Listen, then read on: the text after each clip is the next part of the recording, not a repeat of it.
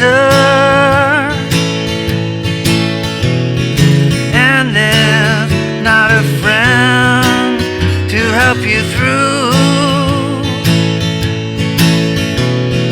Trying to stop the waves behind your eyeball. Drop your reds and drop your greens and blues.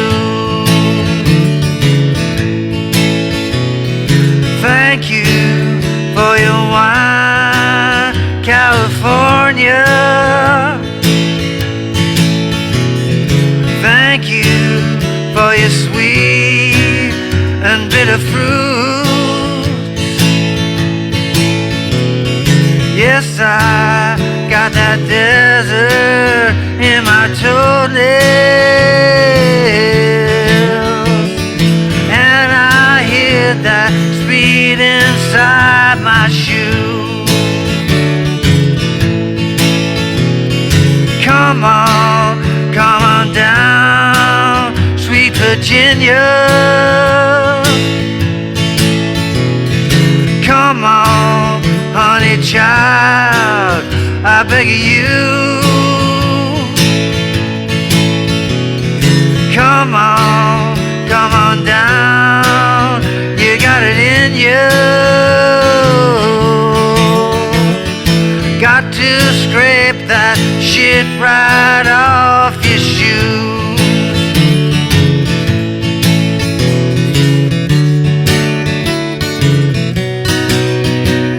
Hey, how you doing? Justin here. Today we are checking out Sweet Virginia by the Rolling Stones. Man, what a great track this is for working on your shuffle strumming and your links between your open chords. We need a capo on the second fret to play it like the original. A lot of people seem to be writing it with E, A, D and B. It's definitely not the case. This is a capo 2, G, C kind of shape tune. A lot of those fills only work with these particular chord grips. Another one of those examples why using the capo can actually help you create some really cool music rather than it being like a tool for not being able to play the chords.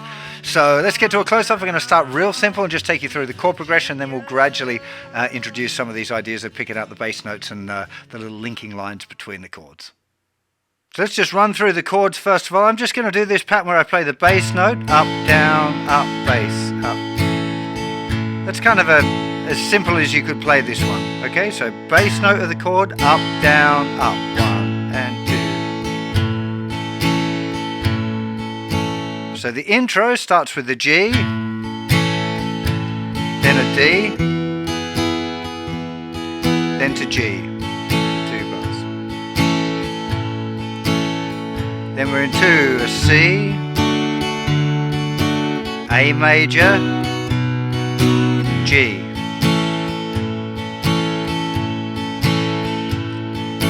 Same thing again, C, A, G,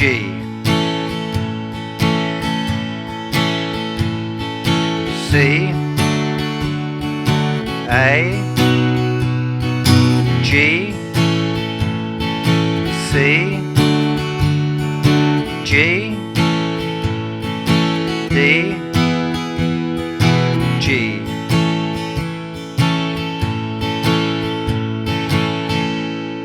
So there's obviously lots of little linky lines in there that makes it far more interesting, but you want to get hip with the straight chord progression first of all and be able to play the actual song.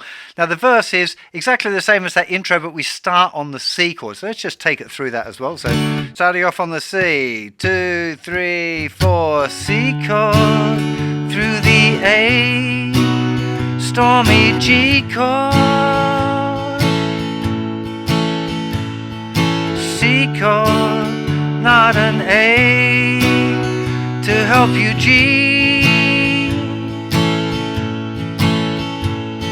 C chord, stop the A behind your G chord to C, G your reds and D your greens and G.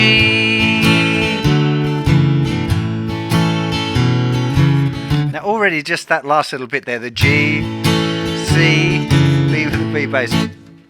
the linking lines here really form part of the song. It's not just like embellishments that you would do randomly. There is definitely a pattern which is stuck to most of the time. So that's what we're going to go through now. 1 and 2 and C, B, A. We're just climbing from the C to the A. 1 and 2 and 3, 4, A. 2 and 3, 4. So now we've got the E, F sharp. I'm using my thumb there. You could use another finger if you wanted to. It doesn't really matter. What's important again is that it's climbing up to the G. So C, 3, 4, A, 3, 4, G, up, down, G, down, G, up, climbing up to the C. So open A, B, C. The B little link to the A. It's exactly the same as what we just had. C, B, A. Little line up to the G. On that line we got the G. Open A, B, C. It's 1, 2 triplet, 3 triplet, 4. It's playing the open, lifting the second finger off the C chord and doing down pick on the D string, hammer on, up pick on the G. Finishing on that open D string. 1, 2 triplet, 3 triplet, 4, G. Now we've got 1, 2, 3, 4. That's second finger, 2nd fret, 5th string, 2nd fret, 4th string. I'm not 100% I hear that all the time, but it happens enough to make it kind of sit nice. D. Now this is a D, but very commonly played with the A bass note.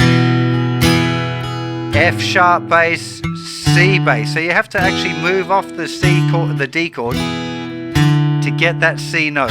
But don't worry about it, it's okay. If it's loose enough, you know, if you end up hitting an extra couple of strings in here, it doesn't matter too much really. On that particular one where you change it to the C, you just want to avoid the thin strings there really, because you don't want to get the whole thin strings ringing out unnecessarily. It's not part of the chord anymore. So G, D,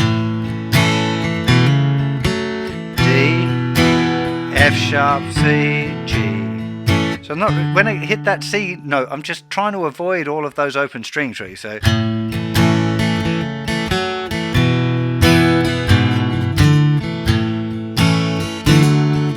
now it's here, 1 and 2 and 3. Leave your little finger down ready for the next G, but then move to a C with a hammer on with the second finger. 1, 2, 3, 4. And then second finger going down on the B. 2 and 3, 4. 1, 2, 3, 4. One time through real slow. 1 and 2 and 3, 4. 1.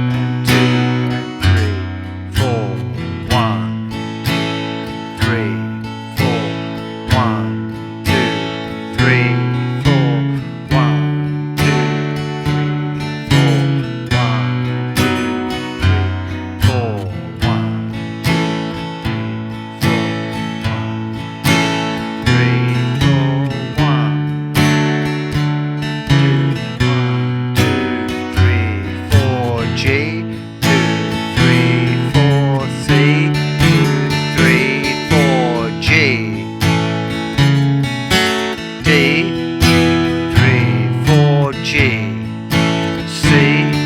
bass G.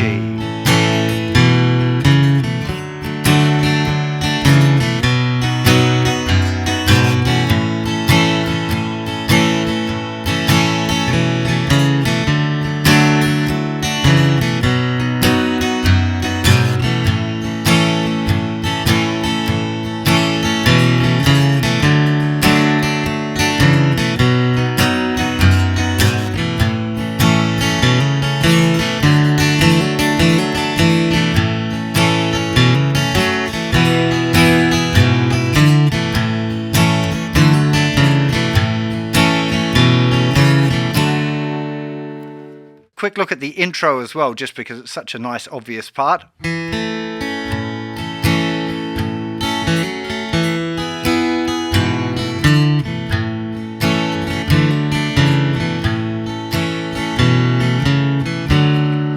the last 4 things. So we start with D string, G string, B string, up, down, up. Okay, you want to get up, down, up, because that's the motion. 2, 3, up, down, up, boom, cha.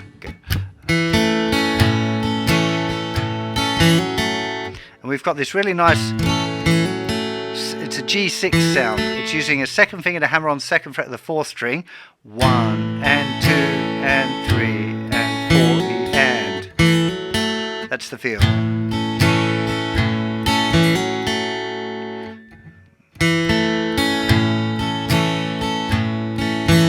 D. Okay, so 1 and 2 and 3, 4. Okay, so the F sharp bass note, little up pick, and then I think you hear the C and the D ringing together there, just those 2. G, and then you get that first taste of the C chord with the hammer on the second finger to the B, climbing up into the standard verse. Okay, so the intro again, nice and slow.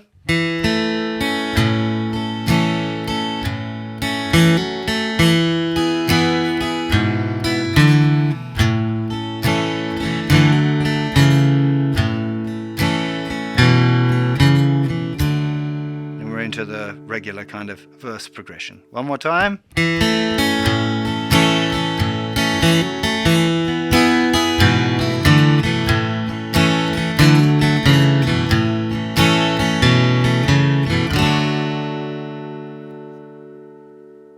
So as I said, make sure that you learn the song with basic chords and very easy strumming first before you start adding in any of the links. Once you're familiar with them, you'll probably find there are lots of opportunities to use these chord link lines in lots of other songs that you play, particularly in this kind of little bit country kind of flavored thing. One thing that's really important is getting the right shuffle feel, and I would strongly recommend that you learn that by playing along with the original Rolling Stones recording. Okay, the Exile on Main Street version. I mean, you could use any one, but that one particularly, it's just got such a fantastic feel. Even if you haven't got the chords, just practicing going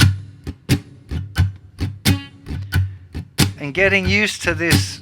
It's just like it's so laid back and just feels so easy and nice to play it. So trying to get into the groove of that, just you doing the muted strums is good, and then when you feel confident with that, just playing along with the chords for the whole song.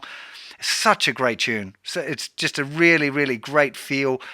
And a lot of people, I think, struggle with getting that shuffle feeling, that lazy and nice. And this song is like probably the best song ever for learning that slow shuffle kind of country feel. So do give it a go. Play along with the original recording. Have a load of fun with it. Extract the links so you can use them in other places as well. I really hope you enjoyed the lesson. I really appreciate you hitting that subscribe button if you dig what I do. And I'll see you for plenty more lessons real soon. You take care. Bye-bye.